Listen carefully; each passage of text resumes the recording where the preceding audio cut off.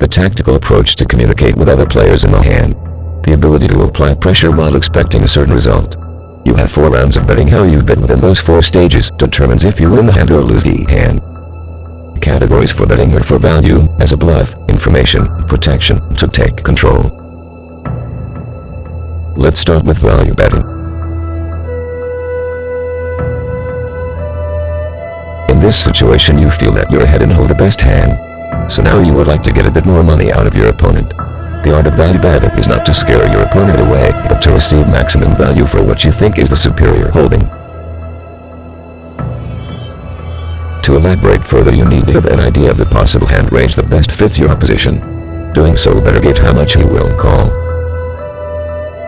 Valued betting can be used from a psychological standpoint. Advanced players know exactly how to make their bet look like a value bet when they hold the stone cold nuts. Next is betting when holding inferior hands or nothing at all. You will run across far more hands that have very little value, if any, at the table. There will be times when you will have to lie out the table. You will represent a bigger hand pre-flop or a made hand on the flop, turn or river. This technique needs precise calculation. You first have to determine what strength your opponents may have when it comes to their hold cards. Also, if they are weak players or strong players, from there let the bluffing begin. Betting pre-flop is the first opportunity to bluff. Example: if it is late tournament and you are at a tied table, you can bet 3 to 4 times that big blind to steal the blinds. It shows strength even though you have 2-7 off.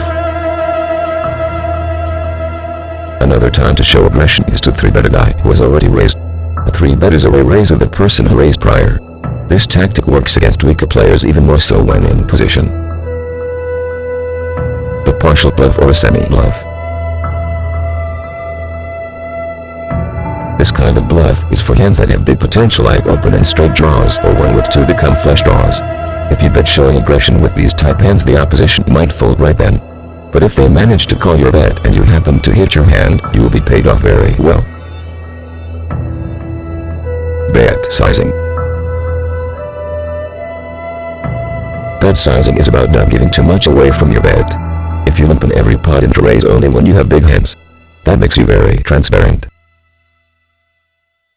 You need to keep all your bets pre-flop the same size for deception purposes. Another rule for bet sizing is to realize that when you're ahead you need to augment the pot odds. The proper bet size when facing a possible draw is standard but very critical. You need to price out the chaser or suffer a suck out.